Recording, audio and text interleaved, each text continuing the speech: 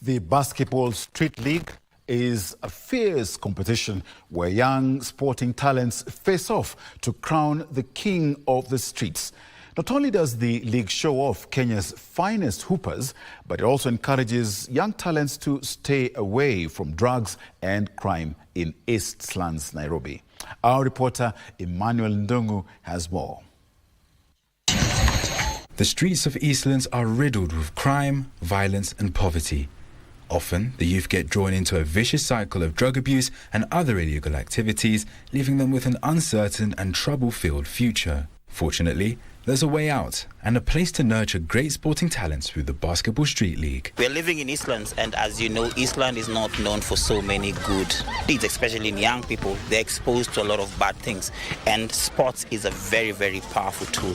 So for us, initiating this league, it was just to actually keep these young people safe, 1, 2, expose them to opportunity, but 3, it's creating a platform where we can mentor and we can actually use this platform to address major issues. The Street League's origins stem from local scratch matches in 2017, where competitive youngsters came together to test their skills. Later, Nathaniel Okoma and Moses Misosi came together and began the journey of the league, which over the years has become a breeding ground for some of the country's top players and has become a strong competition in its own right. The league leaders of the Premier League, they began that team here. 20 Thunder began that team here. When they came in, they had a team here. They're in fact the reigning champions from last season. They began that team here, grew into the league here. They found it difficult. There are some very good games here. Not only has the Street League provided a pathway for aspiring athletes, but it has also helped many escape the cycle that consumes much of the youth. Drug and alcohol abuse is rampant in areas such as Eastlands, but the league has proved to be a home for many trying to break the cycle. When I was in South Sudan, I used to play basketball, but I was not serious with it. By the time my friend called me to go and play basketball with them, so I thought I stopped taking bad thing. Like I used to smoke by then, and I used to go to club. You know, by the time I joined basketball, you know, I addicted to basketball. Yeah, Street League always change like young youth for going to club and doing all these drug abuses. So we all appreciate this thing.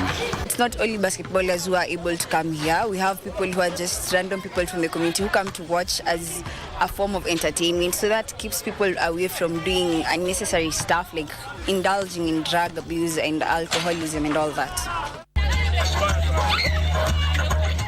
2 years after the inception of the men's competition, the league took the initiative to create a similar event for female competitors. In came the Women's Empowerment League, where now both men and women could reap the benefits of high-level competition right on their doorstep.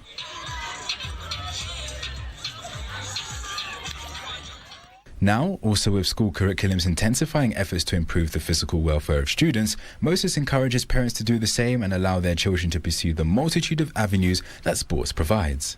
Kind of like for us, when I call out to the parents, allow your young people to now venture out in these sports. This is also a definite way where they can actually generate income and they can take care of themselves. The Street League tackles multiple hardships faced by the community at once.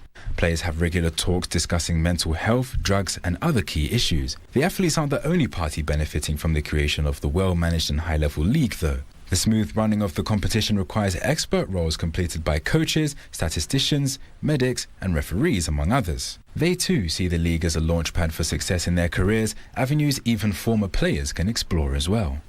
As a referee, we have young referees right now.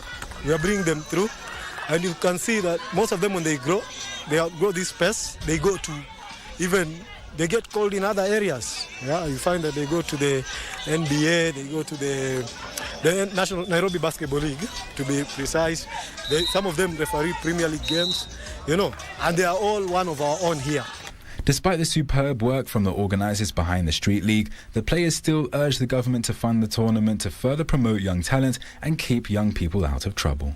It will be well if they enhance they encourage such opportunities, like they should chip in maybe in such leagues where people, it really helps the youth, considering that we have a lot of youth indulgement in drugs and all that.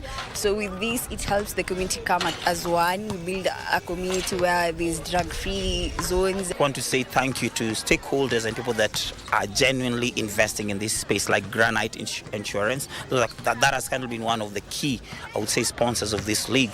I just want to say thank you to their CEO, Nathaniel, for believing in this dream and kind of like pouring resources to see these young people grow. Most definitely people like you, people from the media, we want to say thank you because you guys are giving us exposure and people are able to know what is happening back here in the streets. People are known Eastlands for not doing so many good things, but I believe such stories are really motivational to be able to be shared outside there. The Street League came from humble beginnings but has become a key pillar of the community here in Eastlands. It's been able to keep young players off the street and been able to nurture their talent.